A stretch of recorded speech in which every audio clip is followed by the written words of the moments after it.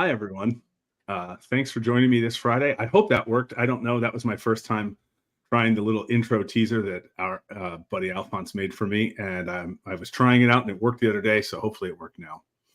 I'm Greg Swartz. I'm the big man half of Big Man Dram, the Dram. This is what the Dram is. And I've coordinated a wee bit with today's guest because we're both big fans of Waterford.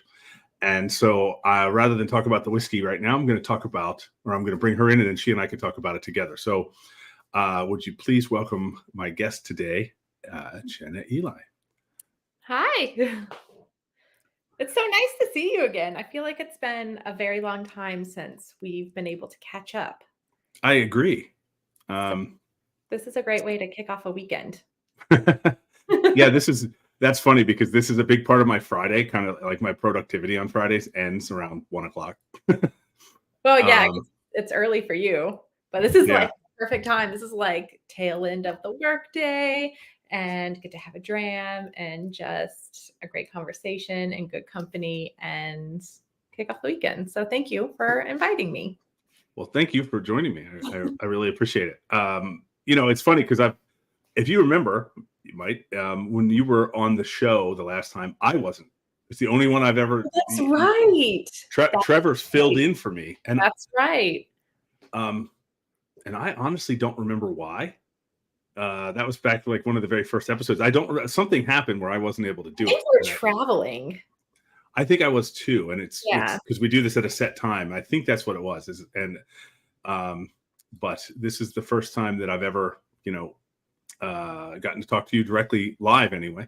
Yeah. Well, I mean, in the film, but which is a long time. That was a long time ago. It feels like a lifetime ago. That I know, right? Yeah, I mean, I keep getting Facebook memories from the set. We shot part of the film in 2018, part in 2019. And all the Australian stuff and Ireland stuff was in 2019. But and then I remember we interviewed you twice, right? So yeah, it feels like forever ago. Yeah. Crazy. And now, it's funny because I've always stayed in touch with you, so that helped. But right. But one of the things that brought this back up is because you have a new role, and that role sort of lines up with something that we're working on right now. So can you tell people what your new role is, because you'll do a better job of explaining it than I will. Yeah, of course. So I'm no longer with the Scotch Malt Whisky Society of America. I was with them for just about 5 years and learned so much about the world of whiskey and independent bottling and the magic of what independent bottling is. And I have now taken a role as the Eastern Brand Development Manager for Shand Import. We are a small boutique, woman-owned, import company based in Los Angeles, or just right outside of Los Angeles. And we import kind of small batch family-owned spirits, from mezcal to gin to tequila to cognacs to single cask independently bottled Scotch whiskey from Duncan Taylor. And it's been a lot of fun. So it's my job to essentially kind of build the brands that we import here on the East Coast. Well, that's awesome. Yeah. And I'm so glad I had you explain that rather than me, because I wouldn't have done that good a job. Yeah, it's a big change. And I've learned, I feel like I'm just like in college, like all the time. Like, actually, I feel like I'm learning more than I learned in college, just in this world of whiskey and spirits. And so it's been a lot of fun to kind of not be 100%, in my like work day job, whiskey focused, and get to learn about a bunch of different other spirits and, production wise and just like profile wise. And it's been a lot of fun. So what has surprised you about that, other spirits wise? So it's funny. I'm not like, there are some spirits that I'm just like not really into. Like, I love gin. Outside of whiskey, gin is probably the next spirit of my next spirit of choice. And I've learned that one of the gins that we do import, it's called Shetland Real, and it's Stuart Nickerson's gin. And when I'm like learning about the different brands and stuff, I'm like, sending emails to, the people behind the brands. And I'm like writing him an email, and like in the middle of the email, I'm like, oh my God, like, wait, you are that Stuart Nickerson? I was like, oh, I like light bulbs just kind of like went off. So there's like a lot of like, a lot of lines crossed from, whiskey and spirits, and, it's kind of cool that way. So I was excited to learn that, whiskey's kind of attached to everything. Yeah. Well, it's funny because I've been, in a way, trying to, I hate to say this, I hate to say break out, because that implies I want to leave whiskey behind, and I don't. Yeah. But it's always been our plan to make more spirits related films, not just other whiskey films. But the other whiskey films, like, we've put enough deep roots into the whiskey world that's the fruit that keeps kind of sort of coming ripe, so but I'm very, very eager to make a film about mezcal, Yes. for example, and I'm certainly interested in rum. I'm still sort of sniffing around the rum world. Well, let's just say an ill-advised evening as a young person with some white rum kind of put me off rum for a long time. But I've kind of revisited it now. Yeah, there's some really beautiful spirits out there. Like for me, like I do like rum. There are certain rums that I like more than others, but mezcal is something that I was kind of sort of familiar with. Like I had a couple and I love them. Obviously I love peated whiskey, so that was kind of like a no-brainer for me. And a couple of weeks ago, one of the mezcals that we do import, it's called Reyes Oaxaca, and it is like the speaking of terroir, I know we're both drinking Waterford, but you can literally just like taste the earth and the hands and the love and like just everything that went into making, these incredible spirits. And that's been a lot of fun to really dive into. And then there's like another, one of the other spirits that like I'm not super into is cognac. And like I've had some, it's like some society ones over the years, and they're beautiful, but it's not like ever something that I feel like at the end of the day I would like go to the cabinet and grab one and pour and sit down and enjoy like I do a whiskey. And I had one recently that was finished in a Sauterne cask, and I was like, oh what? Wait a second. I was like, why is not all cognac like this? So I think in exploring other spirits outside of whiskey, I'm trying to take the same approach, that I just maybe haven't found the one that I like yet.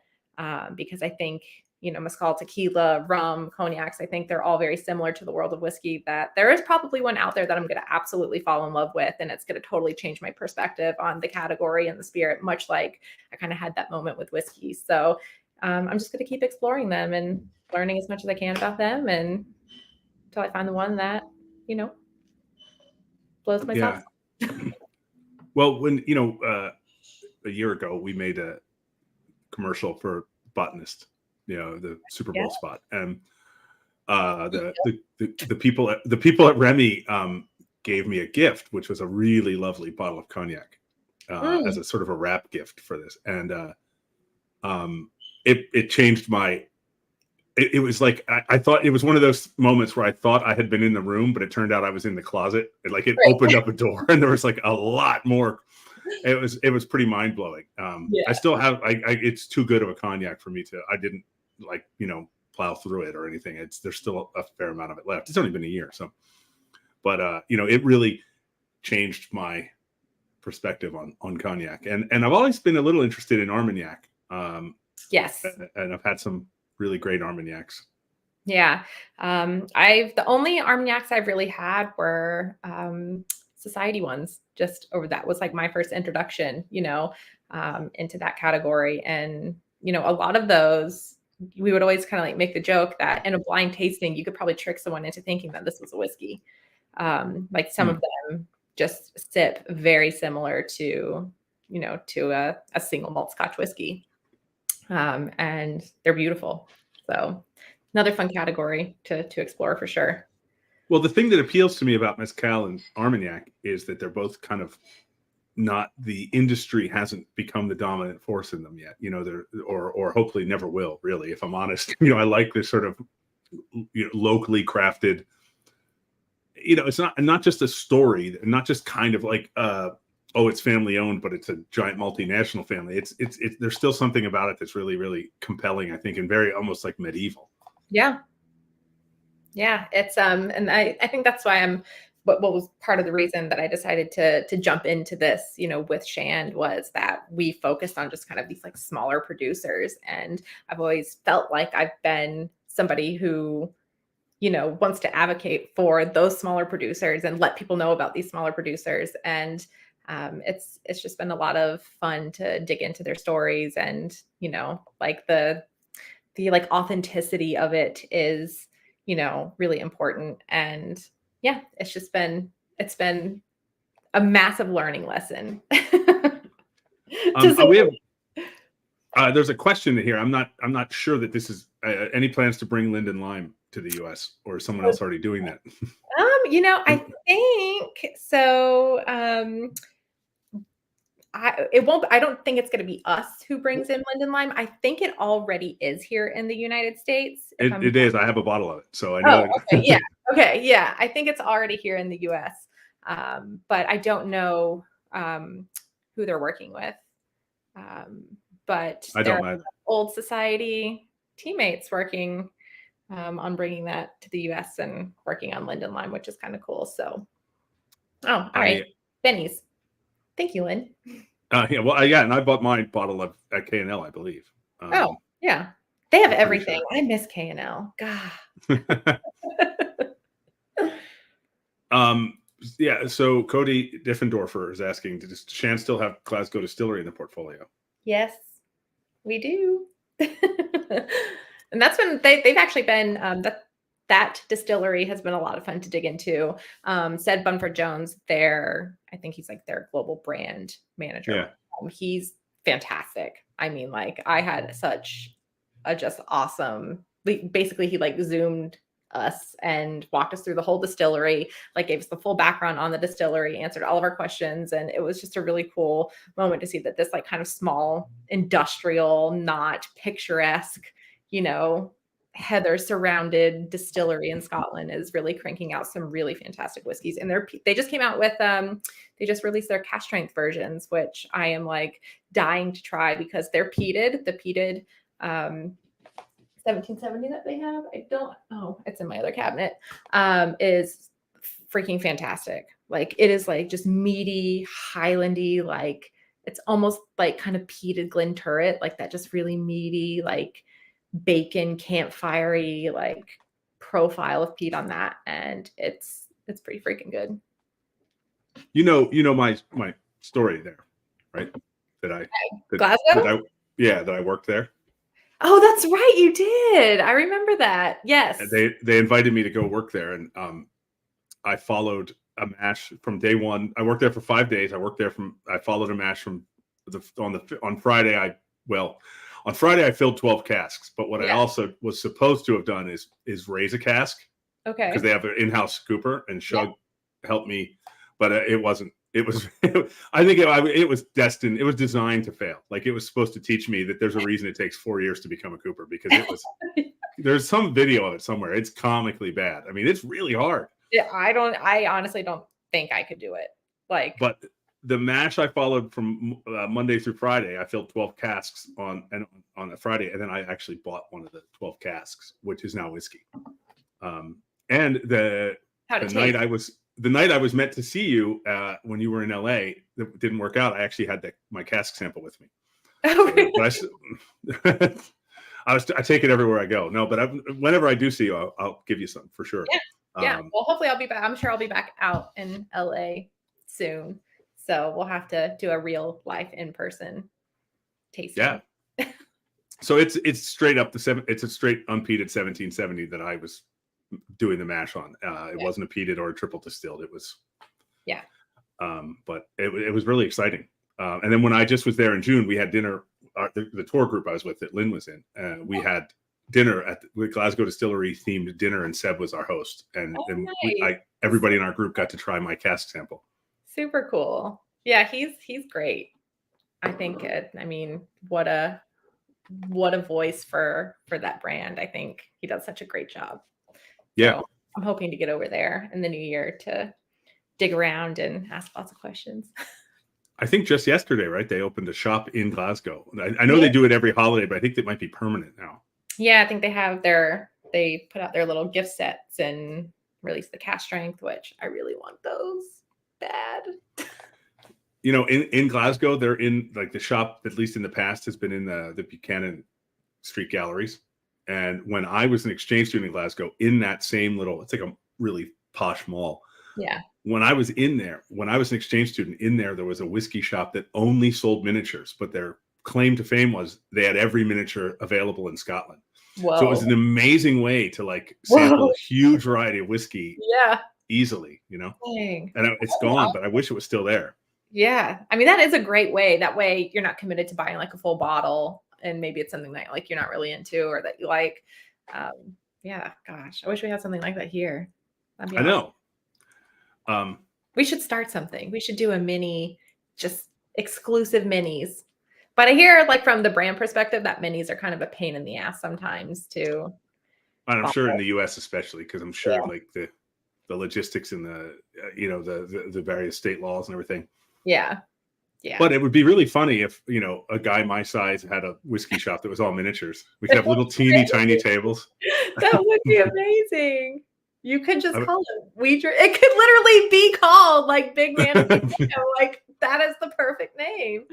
You just go in and there you are, this present shop full of just tiny little whiskey bottles. That'd be awesome. Everything is like at this sort of scale of like an American Girl doll.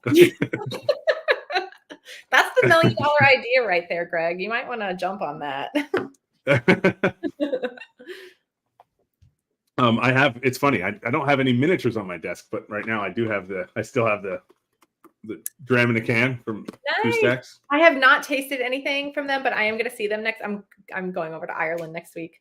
Oh, wow. And we'll be visiting them. So very, very excited to finally get to taste that. You're going to go to Killowen too, I assume? I am. Yeah. Because they're like a couple minutes apart. Yeah. They may have to like physically remove me. I mean, I do not want to leave. That is a brand that I should have grabbed one, but I have just totally fallen in love with those whiskeys. I don't know what I love Irish whiskey. I mean, Irish whiskey, you know, it's like I don't know if it can ever like beat out Scotch whiskey for me just because that's like what introduced me to the world of whiskey. But I just absolutely love Irish whiskey and having the opportunity to taste through like many of the expressions of the Killowen range. And I believe that experimental series is like almost done with. So scoop those up if you are a Killowen fan because they're not going to be around forever. But man, they're just all so good. They're all so good. Like every single one of them is just so good. And very different. There. Yes. You know, it's funny because I don't know if you saw my my interview earlier this week with Fanon, but one of the things that he talked to me about that was very interesting, and Brendan at Killowen is a perfect example of this, is he said that the state of the industry of Irish whiskey had gotten so bad that there's this new generation of younger distillers, but there's not a senior generation right now. There's no Jim McEwens, and there's certainly not a generation of them. There's not Stuart Nickersons and Richard Pattersons and Bill Lumsdens and Rachel Barrys. There's not these people that are at the peak of their career or on the latter half of their career. So that he said it all feels a bit like, you know, kids whose parents went away and they're having a party. You know, that's a great way to describe that. I love that. And that's certainly the Killowen feels that way, you know. Yeah. It's really exciting to see the category. I mean, just I've been in whiskey for like 7 years now. And just in the short time that I've kind of just like been paying attention, right, to whiskey, it's really exciting to see the category like it's just like increasing and just getting bigger and better every single year. And it's been a lot of fun to kind of taste through a lot of these things. And Waterford's a great example, like to be able to taste it kind of at its inception, like when it first began, to tasting these whiskeys now, it's like, oh my gosh, it's really cool to kind of taste the evolution of a lot of these, distilleries and brands. And I'm just really excited for the Irish whiskey category, because I think Irish whiskey, there's still like a lot of hesitation in people to spend money on an Irish whiskey. Like there have been certain brands that have dominated the category for so long, and you can get them at a relatively, good price. Whereas you see a bottle of Irish whiskey and you're like, do I really want to pay $100 plus, on some of these for a bottle of Irish whiskey? Like, is it just going to be like fancy Jameson's? Like, do I really need that? And I really hope that consumers kind of go into this with an open mind, because man, there are just some absolutely stellar Irish whiskeys out there. And I just hope the category continues to grow and blossom and become popular. Yeah. As our friend James DiGiulio said, they do have Mark Renier. And they do, but I don't think that Mark is by personality sort of a mentor type. I think he's too much the iconoclast in his own in practice and in his own sort of self view, and I think he needs to be pushing against something at all times to sort of, do what he's doing. I just think it's how he's wired, Yeah, I think that's probably pretty fair to say. I think what they're doing at Waterford is, it's it's just exciting, and it is different. And literally the whiskeys that you taste, you take 5 different Waterfords and taste them all side by side, and you're going to be like, okay, wait, am I tasting whiskey from the same distillery? Like, they are all just so vastly different. And I think, kind of having that kind of aha moment, and like, okay, well, maybe terroir is like a real thing, like you're telling me that these are all the same like varietal of barley, and they're all grown in Ireland, just in different places. Why are they tasting so different? It's a pretty cool thing that they're doing, and I'm just, big fan. And the team over there is so fantastic. Like, it's a win-win. Do you know, here's a funny little behind the scenes story for you. When they have that little sort of mini warehouse full of blood tubs where we were filming. So I went back last October with Carrie Moynihan for her podcast. I was there, and they were doing a tour. They were going to go film a tour, and I didn't really need to do the tour again. So I said, look, you guys go do the tour, and I'll get set up for when you get back, so we won't have to wait. I've done the tour a bunch of times. Right. I got locked in, and they were gone, and I have no signal, so I couldn't text anyone and say, hey, I'm locked in here. And then I knocked a bunch of gear behind this like wall of casks, and I couldn't get to it. So it was like, but the whole time I just kept telling myself, I was like, look, no matter how long this lasts, you're in a warehouse full of whiskey. Exactly. Things are going to be okay. I was only in there for like maybe an hour, and it was actually just kind of funny. And then Neil Conway was able to reach behind the casks and get the microphone equipment that I dropped behind there. But you're rescued. Yeah. And along with a lot of cobwebs and stuff. So, but it was, it was very funny. But, I have to tell you, this whiskey I got that day, and the mouthfeel on this whiskey is absolutely bananas. It's like it doesn't want you to swallow it. I mean, it's like literally clinging to the inside of your mouth, sort of begging for mercy. I'm drinking the peated, and same, like there is such great viscosity and texture in these whiskeys, and I think that's so huge in whiskey. Like, it can maybe not be the greatest whiskey in the world, but if it's got like a heavy texture, like a really thick viscosity, I'm like, okay, like I'm into this. Like, that is such an important component to me when enjoying whiskey in general. And I think that these really just kind of, hit the spot when it comes to texture. So I'm with you. Yeah. And I think their whiskeys just keep getting better. I mean, as they get a little bit older, and it's funny, this one, this is the autumn 22. They do these cuvées, seasonal cuvées, and this was the autumn cuvée from last year. And then I also bought a bottle of the Autumn 21 Cuvée because they had some left over. And they really, there's certain whiskeys I think are so good at certain times of the year. And like this is like drinking autumn. This is like drinking a leaf pile. I grew up in Pennsylvania, and this is like drinking a leaf pile in Pennsylvania in a good way. Yeah, it is. I love that. I love those kind of profiles in whiskey. So I would love to drink a Pennsylvania leaf pile. But I agree. I think the whiskeys just keep getting better and better. Like I even go back. I have a little bit. I visited in when did I go? 18, maybe 2018. And I still have some of the samples that Ned and I like blended in his like room of like magic, just bottles and things everywhere. And I go back to like sample that and compare it to the whiskey that it is now, because what I have in my sample bottles wasn't even legally whiskey yet, because they didn't have anything that old yet when I visited. So it's kind of cool to like taste that and compare to what is now legally whiskey in the bottle. And yeah, it's just really exciting to again taste that evolution of a distillery that's just really delicious. We have a comment from Donner Pass Whiskey that did the tour at Waterford second week they opened. Optimistic for you. We're really like a 200 ml set of the farms in just bourbon cask. That would be awesome if they would do it. I mean, it certainly can be confusing because there's so many. And then I spoke to Mark maybe a year ago, and I was teasing him that it was really mean that they did all these single farms, but then they sent like 3 farms to the Australian market and 3 farms to the US market and 3 farms to the German market. You're driving like these collectors crazy. Yeah.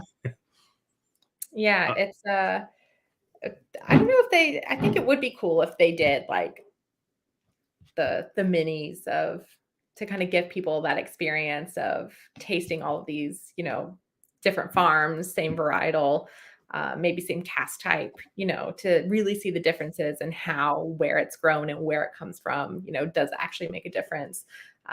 Because I remember like tasting some of those whiskeys and I'm like, first off, like this tastes like pigs and like compost and like dirt, and like it is the farmiest, like just aroma and profile I've ever tasted. And, come to find out where that, came from was like a farm in the middle, like part of Ireland. So it really does, it does matter. And I feel so like sometimes in talking about terroir, I kind of feel like one of those like crazy people, like I'm talking about something that like is so out there. But I really do think that it is important. And, once you kind of have that moment where you can really taste the difference, I would like to believe that other people will think it's important too. Well, I mean, I've certainly tasted it. I mean, Yeah. it's kind of undeniable when you taste it. Right. So if you could like create a pack, and this isn't just for Waterford, this could go for any distillery. There are other distilleries, Westland or Brooklady or, any of them, to put a pack together to give people that opportunity to actually taste the difference. I think that to even further reduce the variables, they should do it in a series of blood tubs that are all from the same tree. There you go. Okay. Not just same cask type, because you can argue then that the casks are they're different oak trees. Did they grow on different sides of the same hill? Were they, Right. Was one on the sunny side and one on the shady side of the hill? But from the same tree, that's about as close as I think you can practically get. Yeah. As far as, and you could do, I have no idea how many casks come out of one tree. It'd probably be easy to find out. I imagine it's probably not that many. Like I'm talking on like a global scale to like get these packs to people, globally. So maybe you have to do it like regionally. But that would be really cool. Okay, so here's what you do: you take 5 trees, right? Okay. And then you, however many casks it is, you take 5 trees, and then the staves are equal portions of each of the 5 trees. So now you've expanded that out without creating a new variable. All right. I'm gonna write to Shug at the Cooper at Glasgow Distillery and say I've got I've got a project for I you. got an idea for you, and then make minis, and you can sell it in Big Man We Dram. Yeah, mini casks. Big Man. It'll be like, what I call it. we'll have casks that are like the size of a Nerf football. Yeah. Just miniaturizing whiskey. All the ideas today. Mm-hmm. We're giving away all these $1 million ideas for free. So I one of the things that I want to talk to you a little bit about is independent bottling. Yeah. Because I think most people that are watching this know that, we're working on another film, a companion, and I always call it, it's not a sequel, it's a companion film. It's meant to sit next to The Water of Life. Yeah. And it's about the creative role that independent bottlers have always played and continue to play in whiskey. And now, well, not just your current job, but also your previous job. I mean, one of the featured organizations in that film is the Scotch Malt Whisky Society, which I realize doesn't call themselves an independent bottler. And as I think I maybe even said this to you, I was like, I did say this to Pip when I met him. The only reason it's not an independent bottler is because it's transcended the model. Right. It's beyond that. It's just it's a distribution is what's unique about it. But I'd like it's an interesting time for bottlers, and I'd love to hear your thoughts on that a little bit. I think independent bottling is important, and I'm coming at this from a privileged perspective of literally the bulk majority of my whiskey career has been in independent bottling. And so it's something that, and I'm just speaking literally from my experience, but it was so important to me because it taught me so much about just the world of whiskey, and not just like single malt Scotch whiskey, not blended, like just the world of whiskey. Working at the society, it's like, we had access to these kind of whiskey snapshots in time from over, 200 different distilleries around the world. And I don't even remember how many. I guess that's like how long I've been out of it. But all of these different distilleries around the world, and in navigating the world of independent bottling, it's led me to distilleries, one that I didn't even know existed, distilleries that maybe I had tried their product, their standard kind of core expressions before. I wasn't so crazy about them. I had them, in a single cask from an independent bottler, and I was like, holy cow, like this is incredible. This is amazing. Let me go back and, revisit this distillery that maybe I wasn't so crazy about a couple of years ago. And it just to be able to taste whiskey in that way with no water, no chill filtration, no E150, just whiskey out of the cask, really does, one, teach you a lot about the individual distilleries and the stories and the history, but it also teaches your palate a lot about, flavor, because, to this day, 9 out of 10 times when I go to have a whiskey, it is a single cask of something. And to be able to kind of navigate the world of flavor and aroma and texture, through these, again, little like whiskey snapshots in time is a really, I guess, unique way to navigate the world of whiskey, So I think independent bottling, is important. I think it's changed a lot over the years, even in just since the time that I've been in whiskey. Because the SMWS is a great example. They did start, they are an independent bottler, I guess I can say that now. I can go against the grain. It won't work for them. So, they are an independent bottler, but what they're also doing is, they're pulling distillate from distilleries and basically crafting whiskeys. Their spirits team is crafting these whiskeys by pulling distillate from distilleries and deciding what type of casket goes in, and, things of that nature.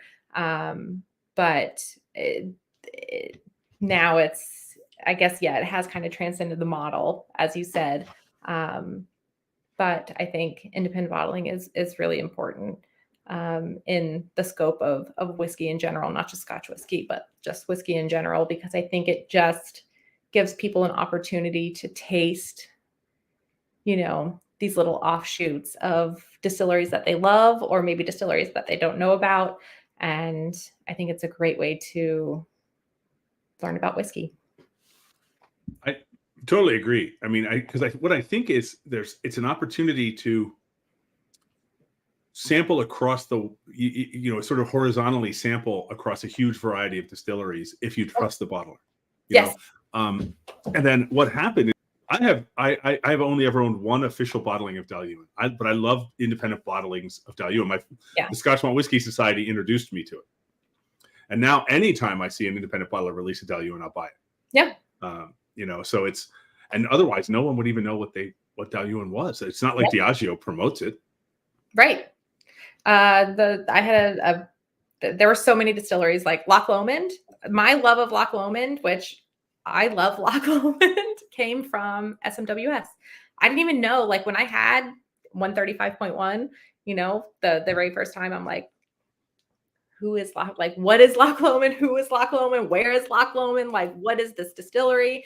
Because that, again, is a distillery that's not like this picturesque, beautiful, you can go and take a tour type of distillery. It's just a distillery that's able to create all of these different styles of distillate under one roof. And when I had that for the first time, I was like, wait a second. I was like, what is happening? Like, this is the most beautiful, majestic whiskey I've ever tasted. Like, where does this come from? And then, to kind of dive into what Loch Lomond does and what they're capable of creating, has just kind of led me down this rabbit hole over the years of wanting to taste everything that they make, because I love the style of spirit that they create. Spirits, just because they do many that they create. So it is a great way to learn. I feel like going into independent bottling and then grabbing a malt whiskey yearbook, like those two things, fused together, like you can learn so much about whiskey just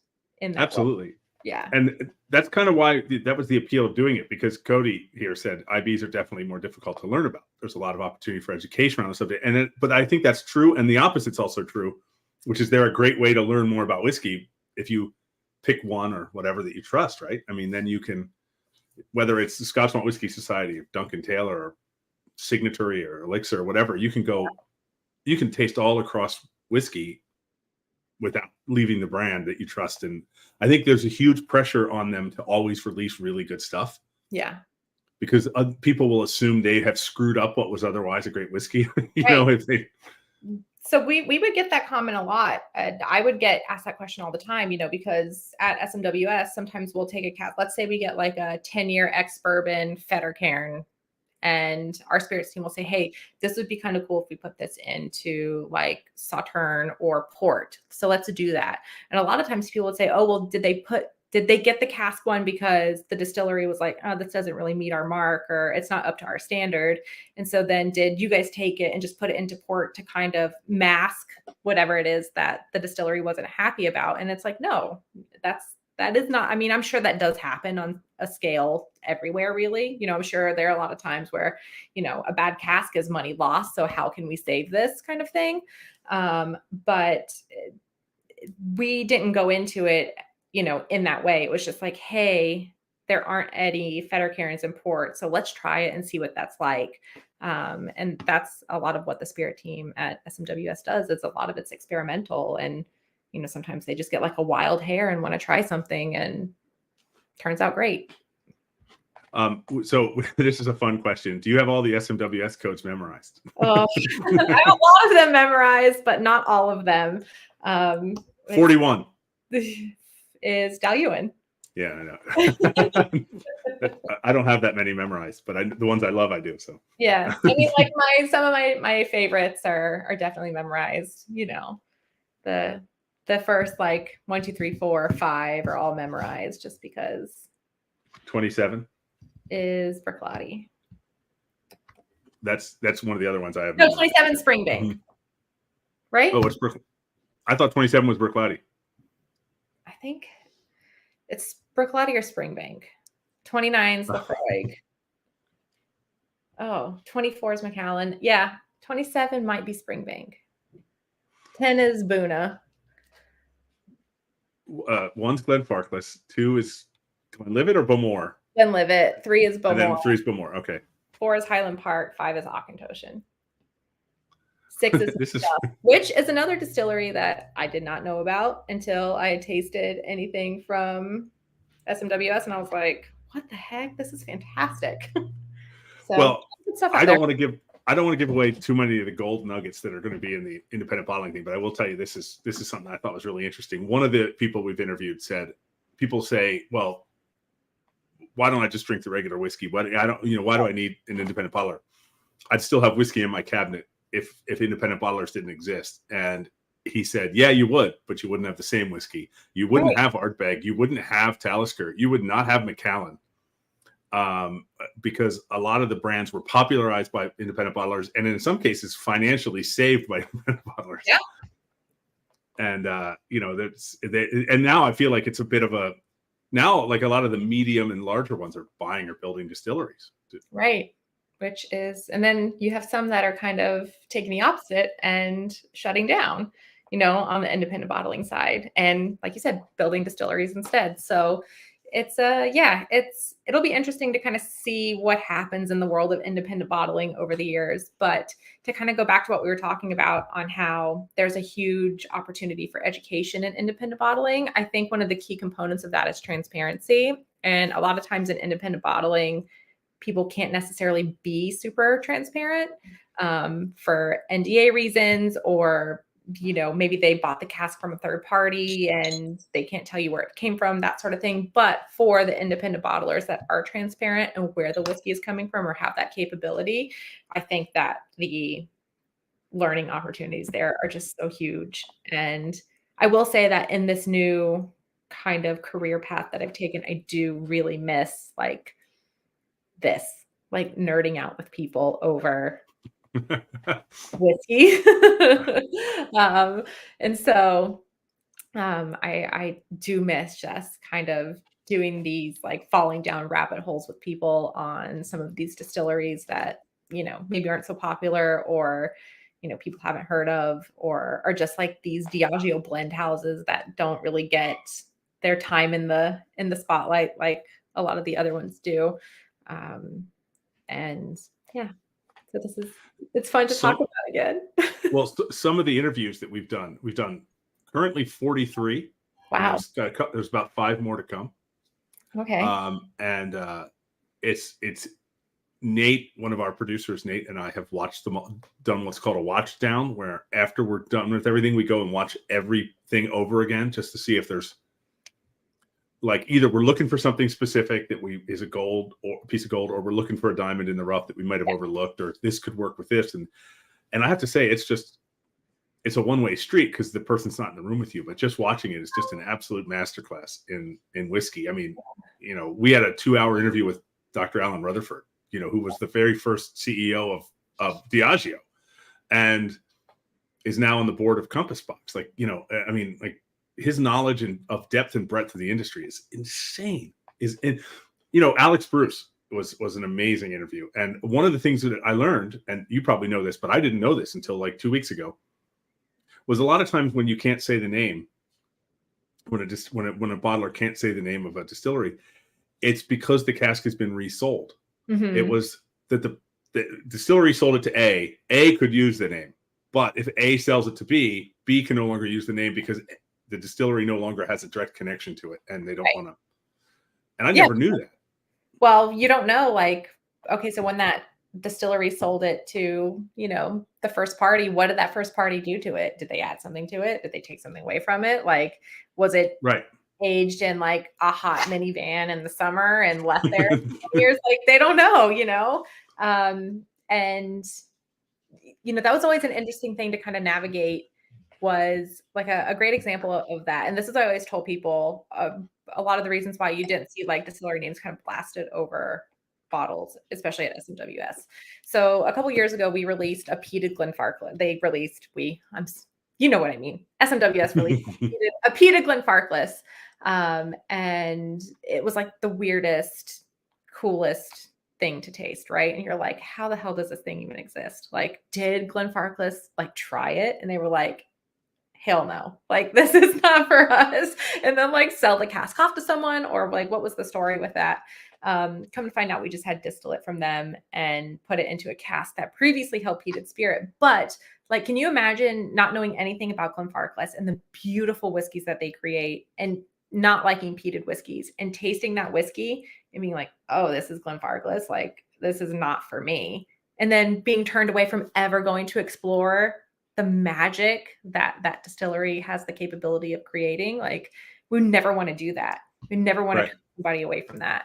And so I always kind of like to look at it that way too, for maybe IBs that can't be transparent and where the spirit's coming from, because, you know, sometimes they are just so wildly different from what that distillery typically creates that you would never want to turn somebody away from exploring, you know, a distillery. But that's a great analogy, because that's a perfect example of, you know, how that could have unintentional ramifications, you know.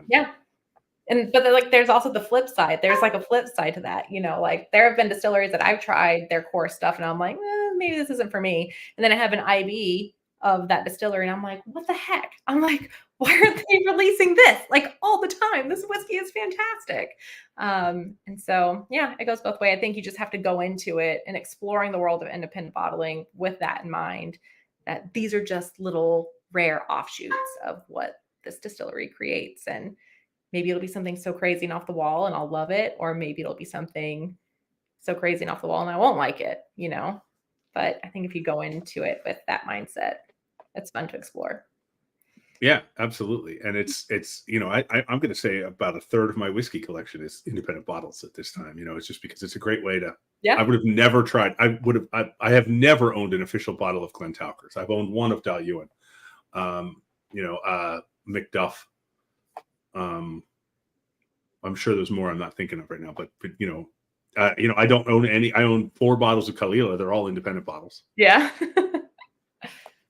You know, I own a SMWS Lafroig that is bananas. It's amazing. It was from the Gathering, like not this year, but the previous year. And then it's funny. I may have told you this. I know I told Zach this, that we were rendering a file on the movie, and it was while you guys were doing the online launch of the Gathering whiskeys.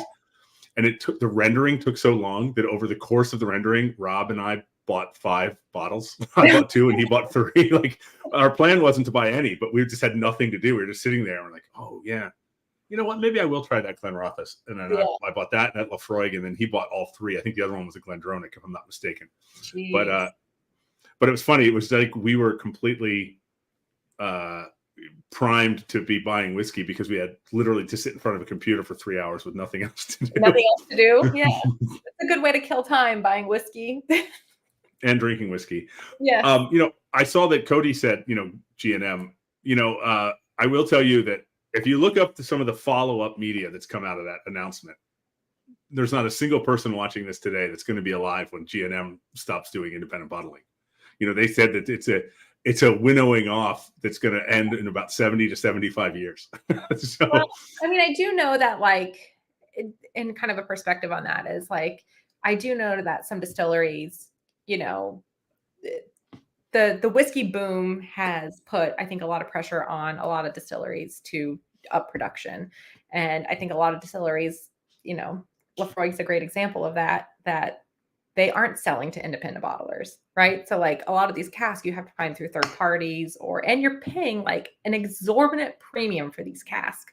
And so I think, you know, there's that kind of, you know, side of independent bottling too, where a lot of distilleries aren't releasing casks to independent bottlers, and they're becoming more and more expensive and harder to get.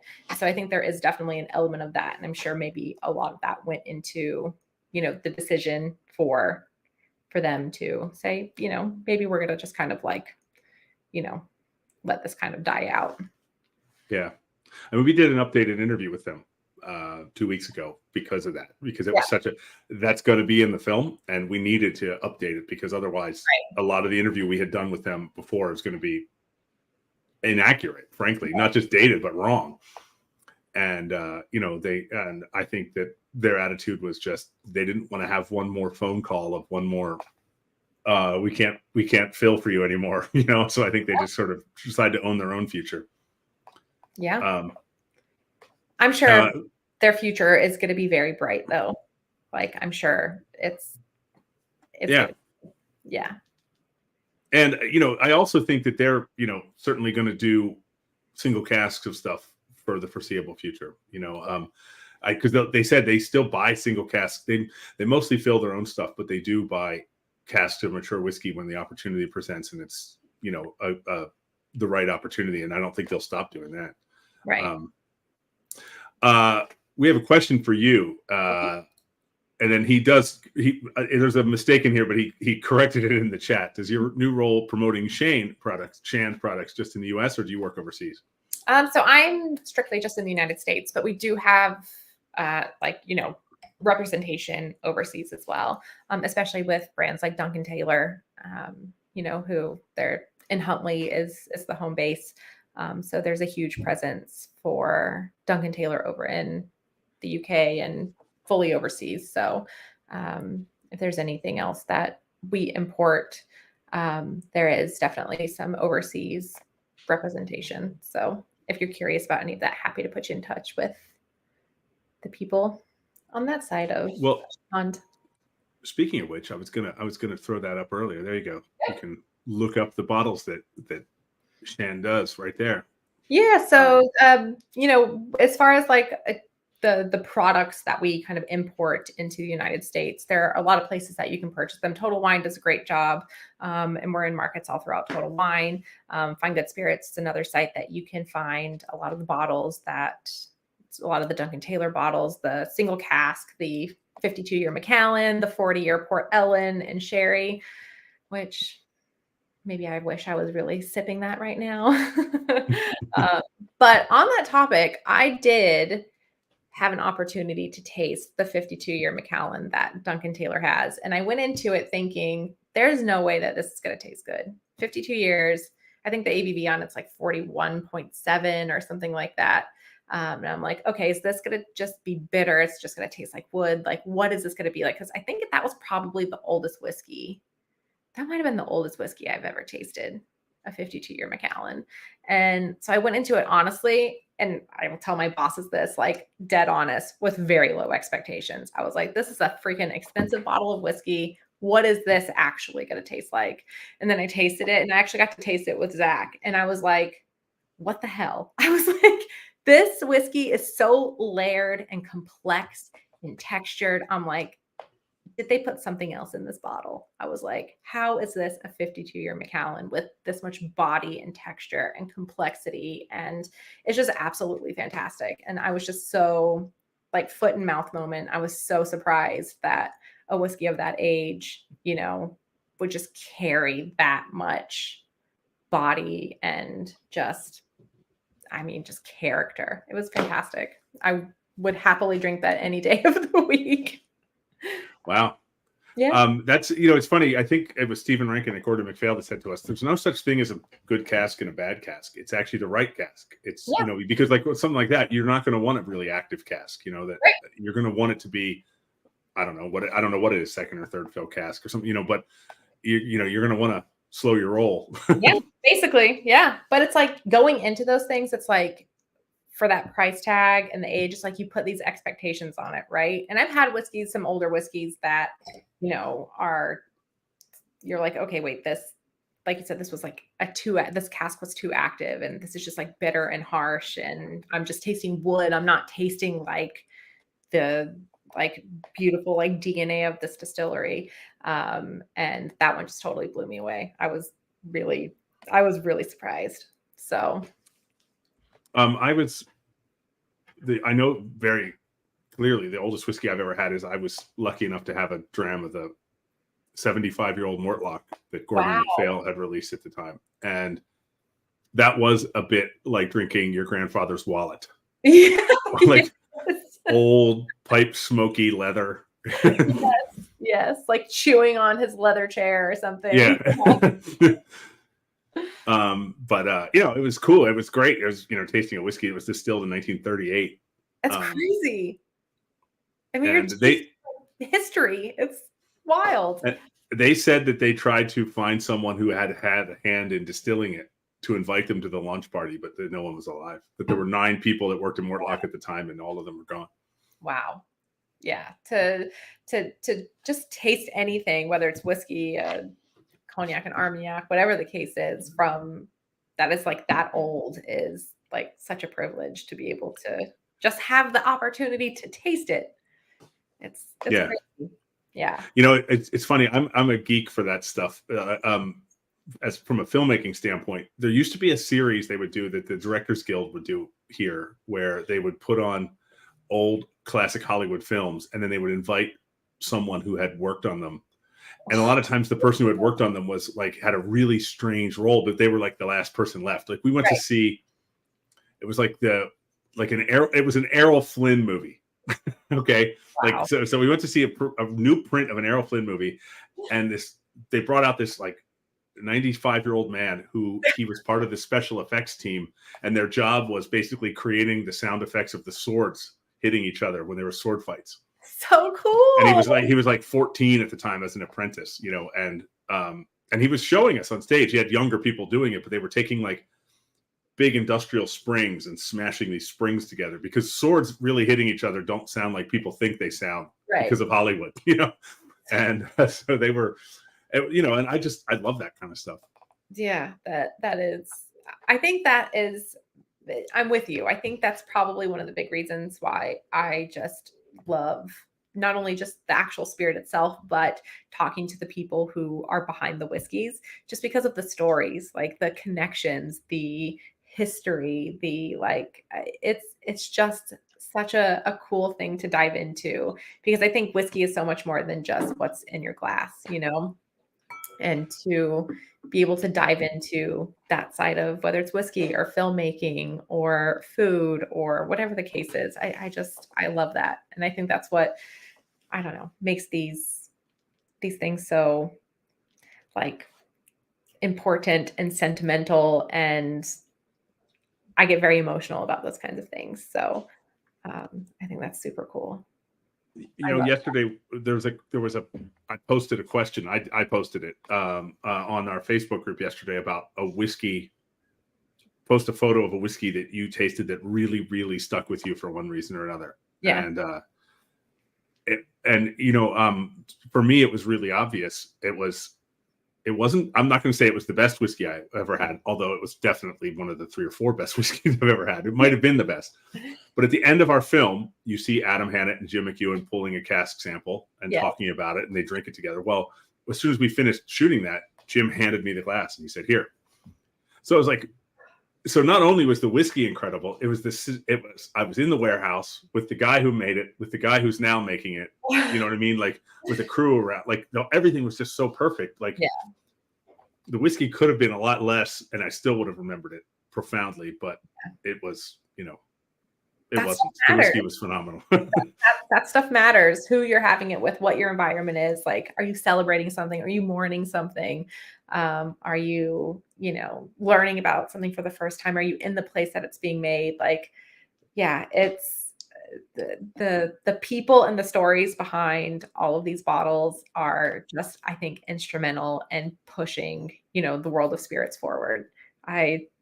When I first got into it, a lot of people said, a lot of these stories that distilleries tell are, they're made up or they're embellished or whatever the case is. But there are a lot of just real, true, genuine stories behind all of these brands, even the big brands like Johnny Walker and, I'm sure Diageo has some really incredible stories, even though they're this massive, company. I'm sure there's a lot of true, genuine, like heartfelt stories behind Diageo that I would love to learn about.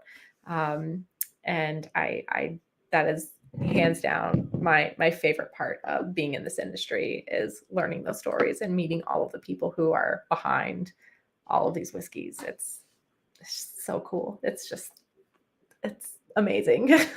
So when are you going to get to Bruichladdich? That's a good question. I don't know yet. I'm good. Well, I'm going to be there in early May. Okay. I'm just saying. All right. All right. I think it's I don't want to dwell on the sadness, but a few months ago, one of our producers died, Tim, and so Tim's widow and a bunch of us helped get a bench dedicated on the footpath between Brookline and Port Charlotte, and so I'm going to go there for the unveiling of the bench, the official launch of the bench. Launch sounds like a weird word. It's not like the bench is whatever, but it's the ceremony in May. So I'm going to be there in May. Very cool. Yeah, I don't know when I will get there in due time. Whenever it's right, I will get there. Well, hey, if you're going to be in Ireland, you're going to be in Ulster, right? I mean, you're going. You'll be very close. I'll be very close. I'll be a stone's throw away from Isla. Maybe I'll just swim over. I think it's only in the summer, but isn't there a ferry now that connects? I'm not sure. Larne or Northern Ireland to Isla. I think there's it's only 3 days a week, I want to say. Yeah, I'm not sure. It's a short trip. It's only a couple of days. But I'll definitely get back to Scotland soon. It's been a hot minute since I've been there. So very much looking forward to getting back there. Well, I always am. So that'll likely be the next time I'm there. And then we're doing another tour with the tour company I did in June, but in the Highlands this time, Speyside and Highlands. So, nice. But I'm going to go over early to go to, and then I think I'm going to go to Germany to premiere our beer film while I'm there. Okay. So I'm going to walk it all out. I'm just going on a boozy tour of Europe in May of next year. Sounds terrible. I'm so sorry you have to do that. I always remind myself that my grandfather worked on a railroad his whole life. This isn't as one of my friends in Scotland always says, we're not down the mines. No. Well, this hour has absolutely flown past. It's always great talking to you, and it doesn't feel like it never feels like work. It just feels like chatting with another whiskey nerd. Yeah, it's just, and there's so much to talk about in whiskey. Like you can focus on one thing and just kind of go on for hours about it. It's a great thing. So I'm never mad to join you and nerd out about whiskey anytime. Well, hey, we may want to, we'll see as the edit rounds into form on the IB film. It's funny because when we interviewed you before, we actually talked to you a little bit in that interview about IBs, but not to the depth we have today, or certainly with the experience you have now. But to see that film. And I know that you were, a big help in getting us set up. We're doing the Duncan Taylor interview, I believe on the 13th or thereabouts next week sometime. Yeah. Very cool. Yeah. There's a lot of there too. Well, thank you. Thanks everyone for joining us. Thanks, Jenna. As always, really fun to talk to you. I'm going to go pour myself I never even poured this Killowen I brought out. I had this Killowen here this whole time, but I just drank 2 drams of this Waterford because I know I did the same thing. So it's all right. Well, thanks so much. I will talk to you all soon. And next week, we're going to have Peyton Bell from Kentucky Peerless. She's going to be joining us. Not only does she work at Kentucky Peerless, she's also a partner in the, oh my God, I'm drawing a blank on the name. It's a Scotch whiskey bar in Louisville, Kentucky, which is kind of a bold move. So we're going to talk a little bit about that. So she's awesome. So please join me next week. But thanks, everyone. Talk to you soon.